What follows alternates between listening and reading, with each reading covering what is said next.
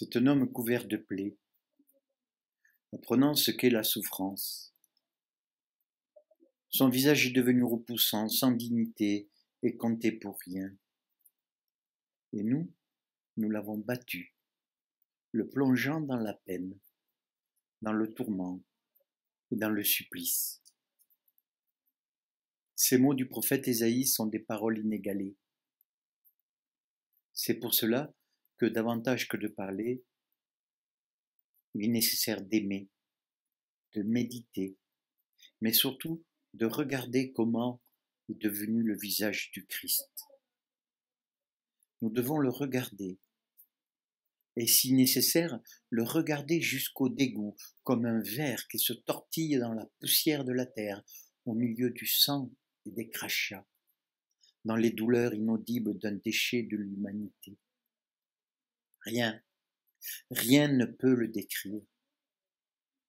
C'est pourquoi il est nécessaire que nous regardions avec les yeux de l'âme cette victime qui a été rendue ainsi par nos propres transgressions. Parce que le Christ ne souffre pas par sa faute, il s'est fait responsable des péchés de nous tous. Alors quiconque désire connaître la gravité de ses fautes n'a qu'à regarder le visage du Christ et dire « c'est moi qui l'ai rendu ainsi ». Abominable jusqu'à ces paroles qui paraissent être un blasphème, mais qui sont tirées des saintes Écritures. Celui qui n'a point connu le péché, il l'a fait devenir péché pour nous, afin que nous devenions en lui justice de Dieu. C'est cela, le Christ, le paratonnerre de l'humanité.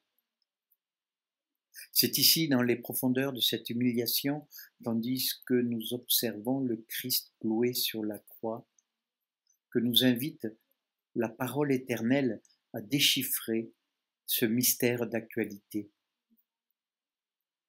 Si le Christ est le représentant de toute l'humanité, alors, dans ses douleurs, dans sa souffrance, dans son humiliation, dans ses membres criblés de clous sur un bois, nous devons découvrir la signification de notre propre souffrance.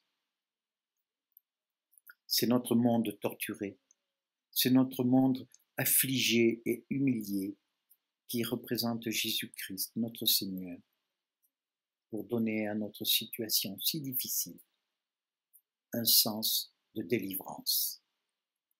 Amen.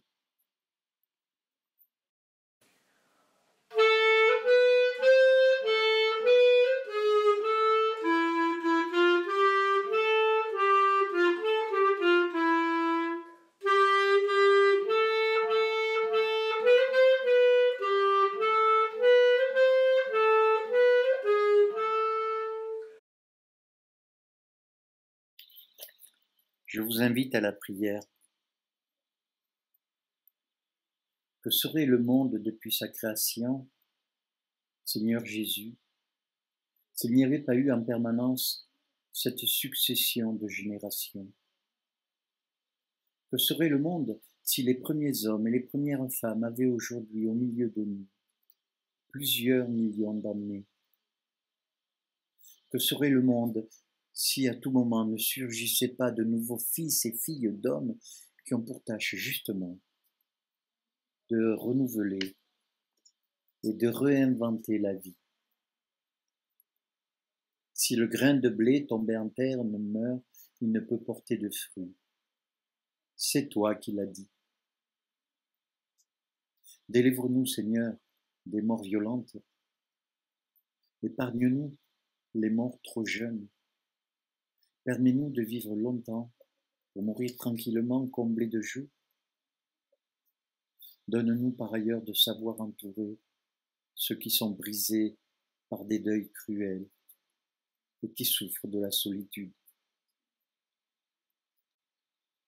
Mais surtout, accorde-nous de ne jamais douter de la promesse de résurrection que tu nous as faite et qui est le fondement de notre foi. Ne nous laisse pas, Seigneur, dans ces temps si particuliers, être englouti par les eaux du désespoir. Amen.